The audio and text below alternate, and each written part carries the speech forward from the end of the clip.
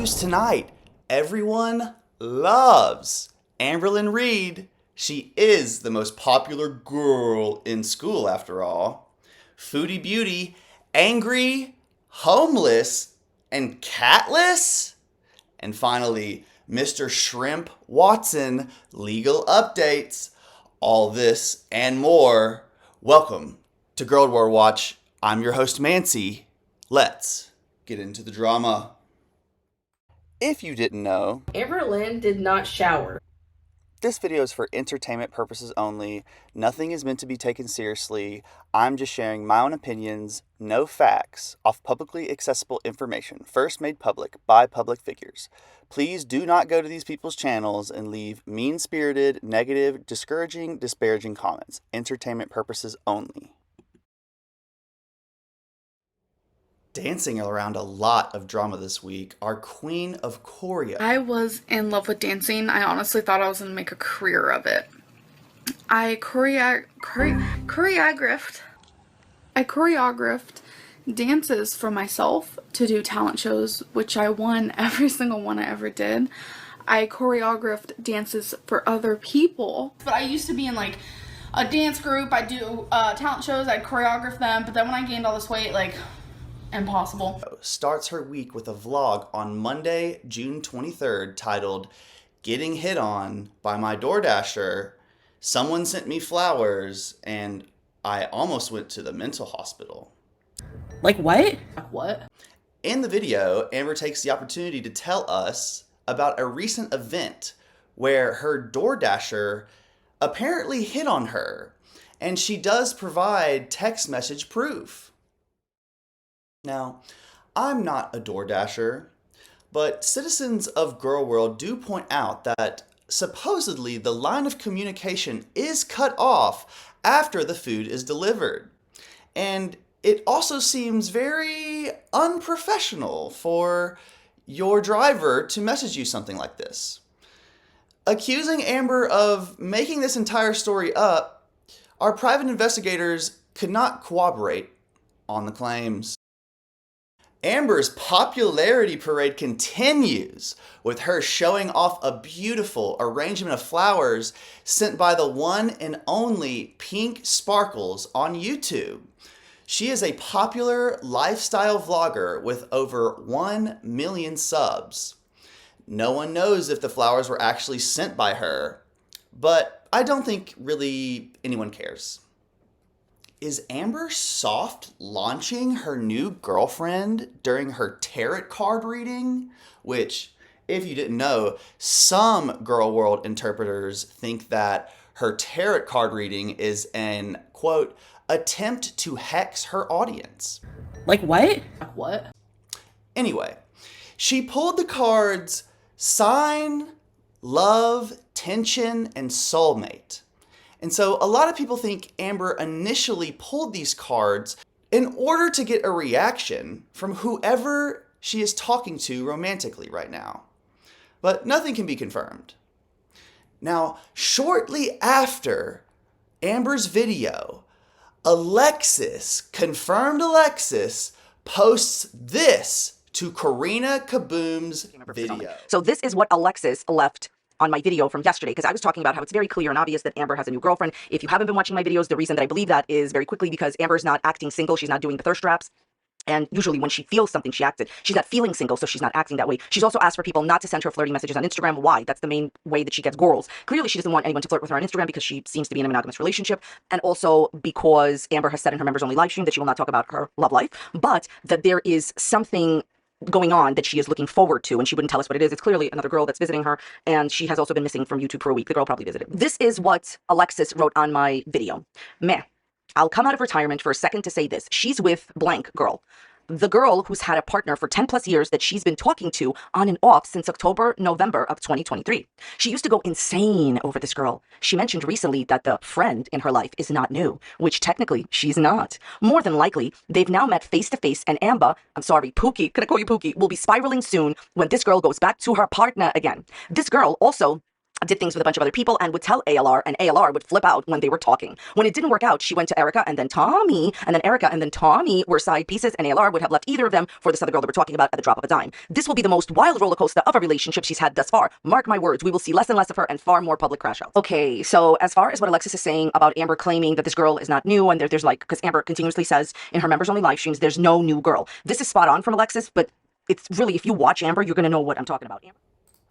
And because of Alexis's statement, in combination with Amber's card reading, it pulls a lot of people to believe that what Alexis is saying might have some truth to it. Wow, this one is very clearly saying something, and I think I'm going to be journaling about this one. If you guys are tarot readers out there and you guys come from an unbiased area of your heart and your intuition, then you guys can read this for me if you want to and interpret it in the way that you would like to, but I'm going to do this one in private. So sometimes I will interpret my cards for you guys, but I just feel like that one's personal, which is okay because that's a boundary for me.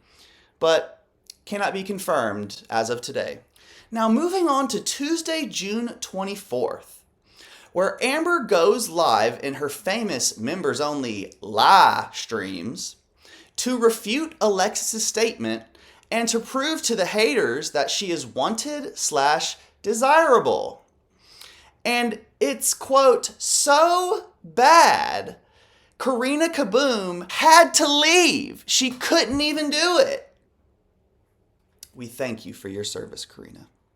Now, Amber might have went under the radar on Wednesday and Thursday, but Nikocado Avocado, yes, the Nikocado Avocado, commented on one of her videos, quote, just checking in to see if anything's changed. Nope, nothing's changed. Coming at our girl. Now, on Friday, June 27th, 2025, Amberlynn Reed decides to break TOS in her newest video titled, Dating Me Comes With This Harsh Reality. Let's Talk, Episode 11. Suppose she's talking about wiping, don't you? Wiping for me has always been extremely hard as a bigger girl, obviously. If you're bigger, my size, it's hard. When I was about to get my hysterectomy, that was a big thing for me that I was like, how am I going to be able to wipe myself? Because it's hard already. I'm not going to be able to. So this is something that I was like, at the time, I was like, Becky, like, are you going to be able to do this for me? Like, I'm really embarrassed about it. And they were like, of course, like, I love you, blah, blah. So when I was healing, I physically could not do it. Like, physically could not do it. And so Becky did it for me. Me not being able to wipe for it was like honestly a few weeks. And already something that was already so hard for me, I kind of lost the ability to do it. I would say Beck wiped me for, I would say a good 9 months. Now, not only Wiped me for, I would say a good 9 months. Like what? What? Anyway, before breaking TOS, Amber decides to double down on her previous OCD diagnosis, citing contamination anxiety, to which her audience lashes back.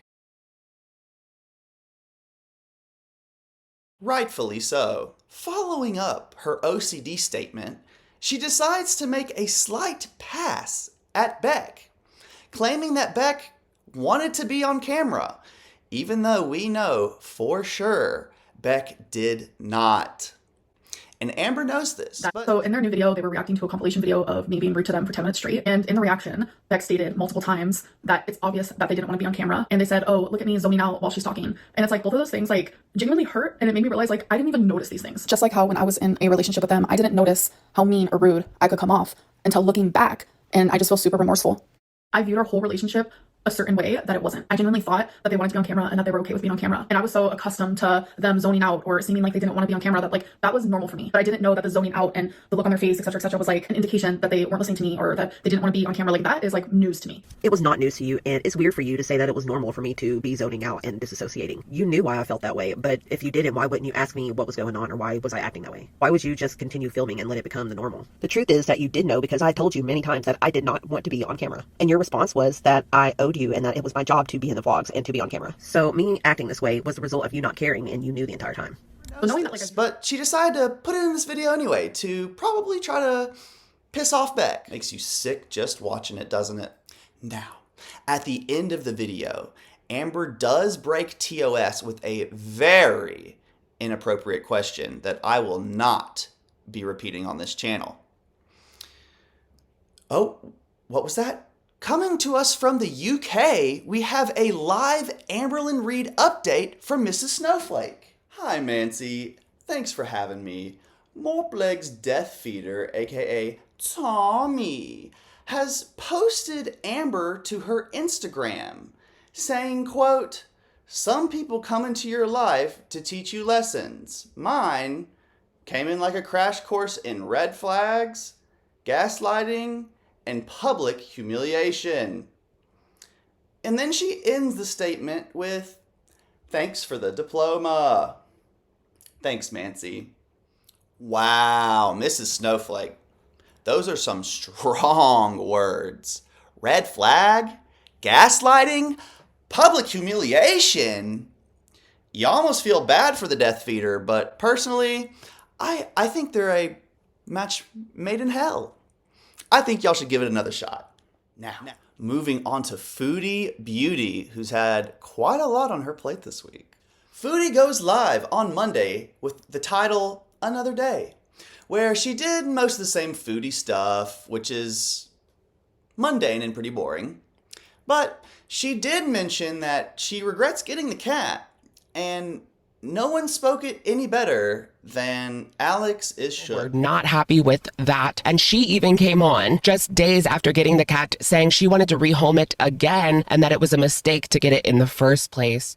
Thank you so much, Alex. We love Alex here at Girl World Watch because we just can't bring ourselves to watch every one of her videos. They're so long. Moving on to Tuesday, June 24th for our Farty Queen. She's already gotten kicked out of her new apartment? Alex, please explain. A small house that has been broken up into 4 different units, and the apartment has been listed on Facebook. Like, you can go and inquire within to live where Foodie was living. I believe 2 of the rules was no smoking and no pets. So she violated those right off the bat. Her cat was really loud, so it wouldn't surprise me if other tenants complained to the landlord about the loud cat, or even the smell of her gardening, or even the sound of her talking really loudly on live stream and raging at like 1 o'clock in the morning, you know? I could see her getting kicked out on her own, but also it doesn't help when you have a bunch of people in your DMs on Facebook, as this landlord, I'm sure, was inundated by people once everything came to light. I feel like it goes without saying, but obviously it's too far to go and contact the landlord. Why do people feel like they need to involve themselves in her story is beyond me. Like, just sit back and watch the show. Chantal is a train wreck without intervention. She probably would have gotten herself kicked out anyway. Maybe now we will. Thank you so much again, Alex. Now, unfortunate enough for me, I was able to catch her live at 3:13 that day. And she did have an iconic crash out with doxing, farts, and then she just gets off. So, I really don't know how that's something to celebrate, though, like doxing someone. Like, you're literally endangering someone that makes you happy. Like, please evaluate yourself. Like, mentally, really. That's really sad that you're like that. And no, it's true. People think it's like an L. It's really a W. It's really an L, because, like, who would do that other than a loser? Like, you know? I mean, yeah. I'm okay, guys. Don't worry. How come it says audio off? Whoops. Like, what? What? What is that face, girl? Genuinely horrified. Wow, I think I'm gonna need a lobotomy after seeing that. Foodie continues her rage stream on Wednesday, where we find out that she probably lied about the cat to try to get the cat rescue place to take her in.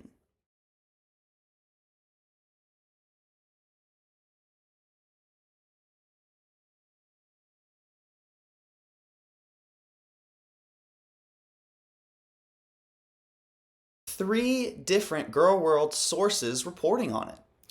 Now, Alex is Shook does speculate that Julia may not even be with Salah. Very sad. Which would mean that after Smokey, this would be her 4th cat that she's rehomed while on YouTube. If she meets up with Salah, then she's going to have to show Julia, right? I mean, that would only make sense. Well, people are saying that Salah said in the side chat that he misses Julia, which doesn't make sense. Why would you miss the cat that you have? Did she rehome Julia and she doesn't want to tell people that? It's giving 4 for 4, folks. She has rehomed 4 cats in just a few years. You should not be allowed to own cats ever again, really. Now, the following day, we get rumors that Nader and Deezy, some ex-friends, ex-partners of Foodie Beauty, allege that Foodie Beauty has emailed them begging for money. While mouth deep in mayo, she actually addressed the meth email drama. With the most dramatic scoff she could muster between bites, she said she'd rather die than ever email those two again, confirming what everyone with a working frontal lobe already deduced: the emails were forged. The punctuation betrayed them, but so did logic. Case closed. To which Foodie Beauty does deny all allegations. Our investigators were not able to watch the next live, but we do get a recap from Perfectly Imperfect. She casually dropped that Smokey the cat is being rehomed. Don't worry, she found a lovely person, it's all fine. Except, she also mentioned she left him alone in the heat dome of hell known as Canadian summer, while she's chilling in AC, devouring cold cuts. Iconic neglect, truly. Oh, and then came the fall moment. Someone in chat mentions she'll be in Canada this fall and she replies, yeah, it'll be my first time experiencing fall here. Ma'am. What? You've lived in Canada since birth. What do you mean first time? Did Narnia just thaw out? Was Kuwait a portal? Are you okay? Anyway, just when we thought things were winding down, bam. Plot twist. A local lost and found cats group posts an email from Chantal, wonder who that could be, saying she found an obese cat on the street and is moving out of the country in a few days, so please take the cat without any— Thank you, Perfectly Imperfect.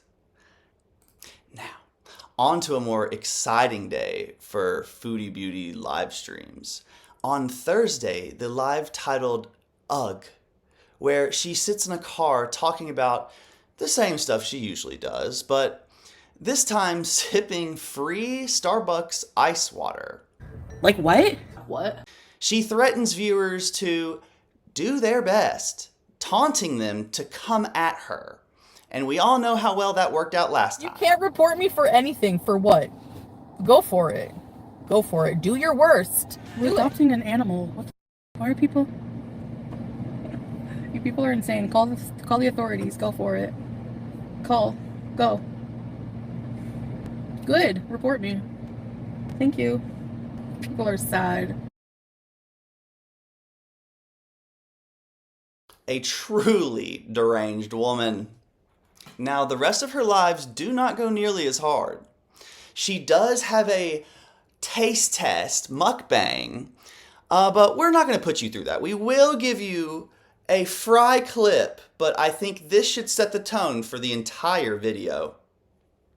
So, we've put together timestamps with topics if you really do feel the need to go watch her lives.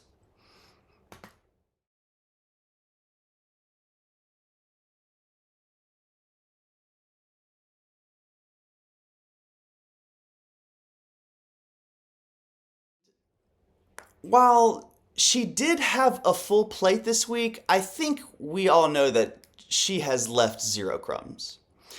Now, moving on to our favorite shrimp man, Wes Watson. Staying very quiet this week. Shrimp Watson, aka Wes Watson, hasn't been super active on his socials, posting something new to his Instagram. I think Angie might be giving this man spiritual psychosis, or the stress of the lawsuit might be getting to him. Massive alignment. I was able to download messages that all you guys hear, but you can't hear because you haven't been favored by God yet. You're not an antenna. I can teach you guys how to align yourself, your thoughts, your actions, and your energy. I can teach you guys how to put all this in alignment to where you're an antenna to these downloads and these messages coming straight from God. One of the messages that was really loud to me was, all negative internal states are notifications for self-preservation. So if you're feeling something negative inside, that is a notification to preserve self. So you have to look at what that notification is. What is it telling you? Say you're having anxiety. That's a notification. That's an internal notification to preserve self. What are you having anxiety about? I'm having anxiety about this event that I think can go bad. Well, what are you doing to prevent this? You have to prevent it now. It's coming. There is gonna be... I'm no lawyer, but apparently Wes Watson's lawyer, quote, withdrew the affirmative self-defense claims from his suit. And to explain this, I'm going to give it over to the BeardLawyer on Instagram. In this case, we got some updates. Let's break it down. Now, you may recall this lawsuit filed by a guy named Hakeem Ibrahim against Wes Watson and Elevate Fitness in Miami, the venue for where this assault took place. Now, Wes invited the guy and many other people who were watching to come fight him. They gave the name of the place, Elevate Fitness, the address, said, I'm here, come show some love. Here's the language from Wes's invitation that I highlighted for you in the complaint. Now, Elevation Fitness was sued because, as alleged, the employees did nothing to stop this. They were negligent, and at one point, as alleged, an employee fist bumped Wes Watson. where Wes Watson's own lawyer entered into a stipulation to withdraw the affirmative defenses of self-defense. In fact, all three of those defenses are now gone. Now, of course, Elevate's not taking it very well. They even allege that this complaint reads like a journal entry and is far from a short, succinct, plain statement as one can get. That's the basis of their motion. There's oral argument currently set on Elevate Fitness's motion to dismiss for July 9th. Many of you remember that Wes failed to respond on time to the complaint, and therefore default was entered against him by Hakeem's lawyers. But this is the latest. On June 5th, there's actually a stipulation to vacate the default, meaning Wes's lawyers and Hakeem's lawyers agreed that they'll vacate the default. And this is actually pretty common in civil cases because most of the time, default judgments are set aside and then you have to start all over and litigate the case anyway. On June 6th, Wes Watson filed this answer, essentially denying all the allegations against him. Pay attention to these three affirmative self-defense defenses. An affirmative defense basically is a defense that you have the burden of proof to prove. Instead of just denying the claim, you're going to make an affirmative defense that you were not responsible for XYZ reason. Wes's affirmative defenses included self-defense, the defense of others, and that Hakeem consented to being assaulted. Interesting. Simply remember telling many clowns that there is no good self-defense argument here. Some people were arguing in the comments, oh, well, isn't Florida a stand your ground state? This guy obviously came up to Wes and challenged him, and he just got his ass kicked, right? I mean, isn't this self-defense? I'm so confident that I'm right, that he doesn't have a legitimate self-defense argument, that even Wes's own lawyer acknowledged it. Look at this filing on June 10th, where Wes Watson's own lawyer entered into a stipulation to withdraw the affirmative defenses of self-defense. In fact, all three of those defenses are now gone. Lawyer probably did that because there was utter lack of credibility for that defense, and they would absolutely get destroyed if this case goes to trial. Very interesting. Thank you so much, Beard Lawyer. Great news for Wes Watson. On Tuesday, he got his main Instagram back. That is right. He got his main Instagram back. I bet he's so happy. The rest of the week, kind of radio silent. But following up with a big twerk video of Angie on Thursday. And unfortunately, it's so wild, we can't show it here. That's right. On Saturday, our favorite girly pop does upload a new 11-minute video. It does look like he speaks in it, so not full self-glaze. We have not watched it yet, but please look out for a future react. That is all this week for our girls. Thank you for joining us. My name is Mancy Grace. This is Girl World Watch. Have a wonderful night.